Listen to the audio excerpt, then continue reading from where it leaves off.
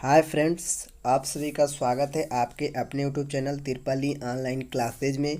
तो मैं लेकर आया हूं आपके लिए बिहार पॉलिटेक्निक एंट्रेंस एग्जाम 2020 के लिए कुछ मैथमेटिक्स के क्वेश्चन। ठीक है, जैसा कि आप लोग को पता चल गया होगा कि आप लोग का एग्ज़ाम 26 या 27 को है।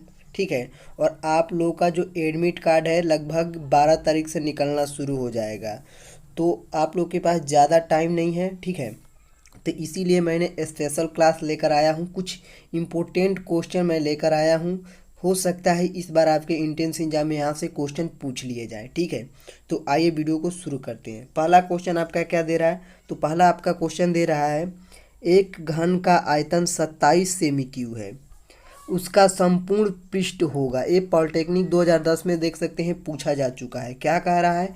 एक घन का आयतन 27 सेमी क्यूब है, उसका संपूर्ण पृष्ठ पूछ रहा है। तो इसको सॉल्व करने के लिए क्या करेंगे? सॉल्व करने के लिए यहाँ पे क्या करेंगे? सॉल्यूशन इसका करेंगे कैसे? लिखेंगे माना घन की भुजा। क्या? माना घन की भुजा। घन की भुजा बराबर क्या मान लेंगे? घन की भुजा हम मान लेते हैं ए। ठीक है, ए आपका सेमी हो जाएगा। ठीक है, माना घन की भुजा ए सेमी हो गया। ठीक है, अब क्या करेंगे? अब घन का यहाँ पे लिखेंगे क्या? तब घन का आयतन। घन का आयतन बराबर क्या हो जाएगा? तो घन का आयतन ए क्यूब। ठीक है, घन का आयतन ए क्यूब। ठीक है, घन का आयतन यहाँ पे क्या दे रहा है? तो घन का आयतन 27 सेमी क्यूब दे रहा है। तो यहाँ पे लिख देंगे हम क्या? 27। ठीक है, ये 27 हो जाएगा। ए क्यूब यानी कि ये करेंगे ये क्यूब। ठीक है, इक्वल टू इसको 27 को करेंगे तो क्या? 3 का क्यूब करेंगे तो 3 3 का 29 27, यानी कि 3 का क्यूब करेंगे तो 27 हो जाएगा। ठीक है, आपने लघुगणक में पढ़ा होगा, जब आप पावर बराबर होता है तो उसको छोड़ देते हैं। तो इससे 3 से 3 कड़े छोड़ देंगे तो ए बराबर क्या हो जाएगा? तो ए बराबर हो जाएगा आपका, ए बराबर आपका क्या हो जाएगा? वो हो जाएगा आपका 3। ये से ये 3 कट जाएगा तो ए बराबर क्या बच जाएगा? 3 बच जाएगा। ठीक है, अब ए बराबर आपका क्या बच गया? ए बराबर आपका बच गया 3। ठीक है, ए बराबर आपका 3 आ गया। अब क्या कह रहा है? संपूर्ण पृष्ठ होगा। संपूर्ण पृष्ठ पूछ रहा है तो यहाँ पे लिखेंगे घन का संपूर्ण पृष्ठ। घन का संपूर्ण पृष्ठ। घन का संपूर्ण पृष्ठ बराबर क्या हो जाएगा? 6a² हो जाएगा। ठीक है, 6 इंटू ए क्या दे रहा है? ए 3 है तो 3 का स्क्वायर करेंगे। ठीक है, अब क्या हो जाएगा? यहाँ से आपका हो जाएगा 6 इंटू 3 का स्क्वायर करेंगे तो क्या हो जाएगा? 3 का स्क्वायर करेंगे तो 9 हो जाएगा। तो 9 छके 54 सेमी स्क्वायर आ जाएगा। क्या आ जाएगा? 54 सेमी स्क्वायर आ जाएगा संपूर्ण पृष्ठ का। ठीक है, तो आइए ऑप्शन में चेक करते हैं 54 सेमी क्यूब कहाँ दिया है। तो यहाँ पे देख सकते हैं ऑप्शन नंबर बी में 54 सेमी क्यूब दे रहा, स्क्वायर दे रहा, सॉरी 54 सेमी स्क्वायर। तो इसमें बी ऑप्शन आपका करेक्ट हो जाएगा। ठीक है, जैसा कि यहाँ पे सॉल्व कर दिया हूँ। क्या? सबसे पहले लिखेंगे क्या? माना घन की भुजा बराबर ए सेमी। ठीक है, माना घन की भुजा बराबर ए सेमी। घन का आयतन बराबर ए क्यूब हो जाएगा। ठीक है, घन का आयतन ए क्यूब। घन का आयतन कितना दे रहा है? तो घन का आयतन 27 दे रहा है। ए क्यूब बराबर क्या? घन का आयतन ए क्यूब होता है। ठीक है, और घन का आयतन दे कितना रहा है? 27 दे रहा है। तो यहाँ से करेंगे तो क्या हो जाएगा? ए हो जाएगा ए क्यूब बराबर 3 का स्क्वायर करेंगे तो 3 का क्यूब करेंगे तो आपका 27 आ जाएगा। ये पावर से पावर है आपका क्या कट जाएगा? कट जाएगा। ए बराबर 3 हो जाएगा। ए बराबर आपका 3 सेमी आ जाएगा।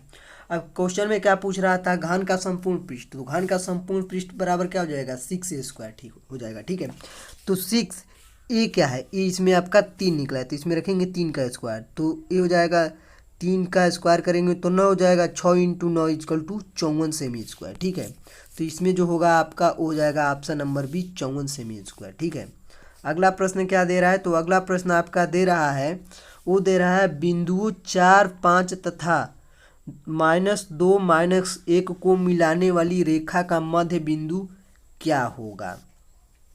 तो इसको सॉल्व करने के लिए क्या करेंगे? माना मध्य बिंदु के निर्देशांक एक्स वाई है। ठीक है, निर्देशांक एक्स वाई है। ठीक है, एक सूत्र आपने पढ़ा होगा, एक्स इक्वल टू क्या होता है? वो होता है आपका x1 प्लस x2 अपान 2। ठीक है, एक होता है y इक्वल टू क्या होता है? y1 प्लस y2 अपान 2 होता है। यही फार्मूला इसमें हम लोग पुट करेंगे, ठीक है।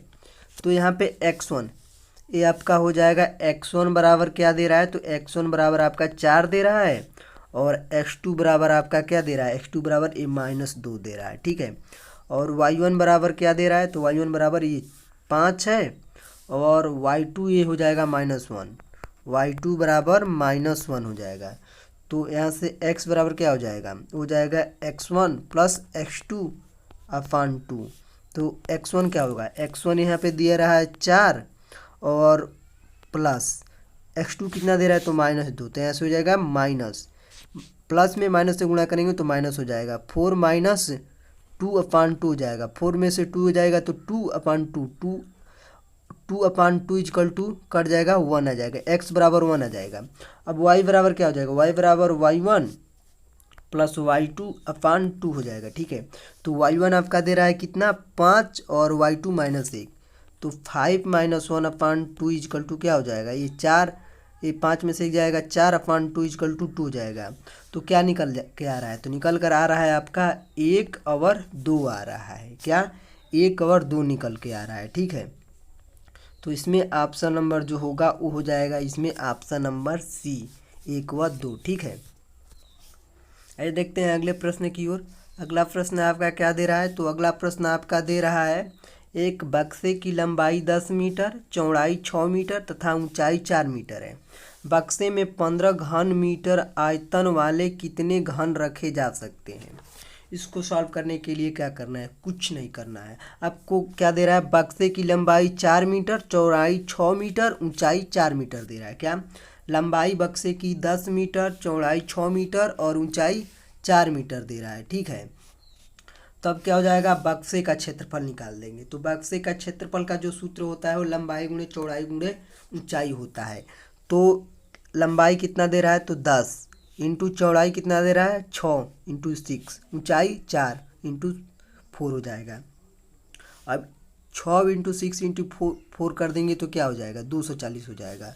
14 में 60, 60 चौको 240, 240 घन मीटर आपका आ जाएगा बक्से का क्षेत्रफल, ठीक है।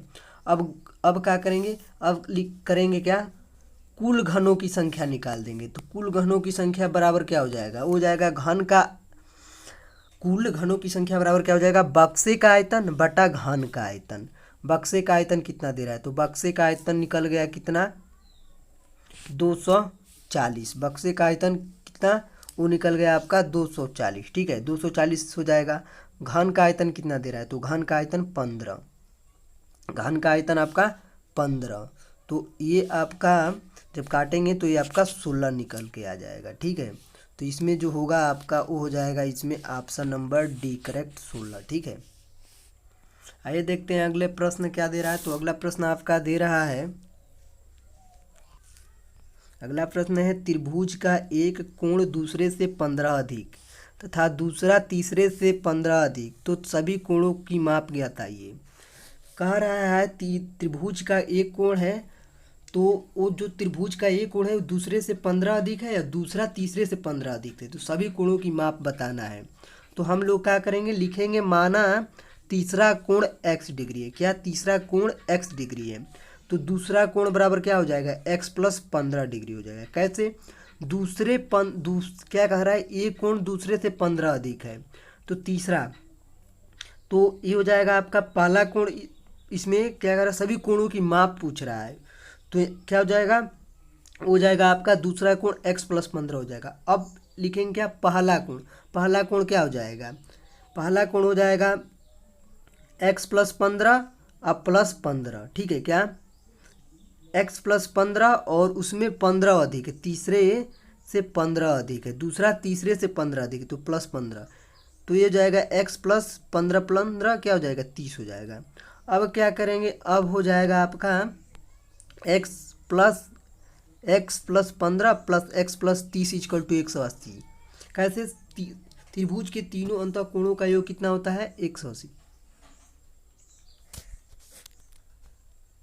तो यहाँ से आपका क्या हो जाएगा, वो हो जाएगा आपका 180, और इसको करेंगे तो क्या हो जाएगा x प्लस x यानी कि 3x, और 15 और प्लस 30 45 इक्वल टू 180 हो जाएगा। ठीक है, 3x बराबर क्या हो जाएगा 180, 45 इधर कर देंगे माइनस कर देंगे तो 135 आ जाएगा। x बराबर क्या हो जाएगा 135/3 यानी कि 45 डिग्री आ जाएगा। ठीक है, अब दूसरा कोण क्या कह रहा है, तो दूसरा कोण क्या हो जाएगा, दूसरा कोण यहाँ पे देख सकते हैं क्या दे रहा है, दूसरा कोण क्या दे रहा है x+15, दूसरा कोण x+15 दे रहा है। तो दूसरा कोण आपका ये पहला x का मान 15 निकल के आ रहा है, तो x+15 यानी कि x कितना दे रहा है x 45, तो 45 + 15 इक्वल टू क्या हो जाएगा 60 आ जाएगा। ठीक है, पहला कोण क्या हो जाएगा, पहला कोण 60 + 15 इक्वल टू 75 और अतः कोण 75 और 60 का 45 है। ठीक है, तो इसमें जो होगा आपका राइट आंसर वो हो जाएगा ऑप्शन नंबर ए। ठीक है, आइए देखते हैं अगला प्रश्न क्या दे रहा है। तो अगला प्रश्न आपका दे रहा है ए बी तथा सी किसी कार्य को क्रमशः 2 दिन 8 दिन व 12 दिन में अलग अलग करके पूरा करते हैं। बताइए यदि तीनों को एक साथ कार्य पर लगाया जाए तो वे उसी कार्य को कितने दिनों में पूरा कर लेंगे। ठीक है, तो इनको कुछ नहीं करना है, सबसे पहले हम लोग को लिखना है क्या अभिष्ट दिनों की संख्या, क्या अभिष्ट दिनों की संख्या x y z upon x y plus y z plus z x, इसमें पुट कर देंगे आपका आ जाएगा। कैसे, तो आइए हम बताते हैं। यहाँ पे लिखेंगे सबसे पहले क्या अभिष्ट दिनों की संख्या, अभिष्ट दिनों की संख्या बराबर क्या हो जाएगा x y upon x plus y plus z x. ठीक है, अब एक्स वाई जेड, एक्स क्या दे रहा है, तो एक्स आपका दे रहा है वो 8 दे रहा है, सॉरी एक्स आपका 2 है, वाई आपका 8 है और जेड आपका 12 है। ठीक है, तो एक्स वाई जेड यानी कि 2 × 8 × 12 अपान एक्स वाई, तो एक्स वाई क्या दे रहा है एक्स 2 वाई 8 प्लस वाई कितना दे रहा है 8 इंटू जेड कितना दे रहा है 12 प्लस जेड कितना दे रहा है 12 इंटू एक्स कितना दे रहा है 2। अब क्या होगा, अब इनको करेंगे 8 दूना 16, 16 में 12 से गुणा कर देंगे 192 अपान ये हो जाएगा 8 दूना 16 और इसको करें 12 8 96 प्लस 12 दूना 24।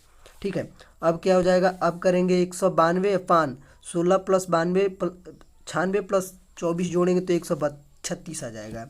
इसको काटेंगे तो 48/34, 24 बट्टा इसको काटेंगे तो 24/17, ये हो जाएगा 1/7/17 आ जाएगा। यानी कि ये तीनों मिलकर उसी कार्य को 1/7/17 दिनों में पूरा कर लेंगे।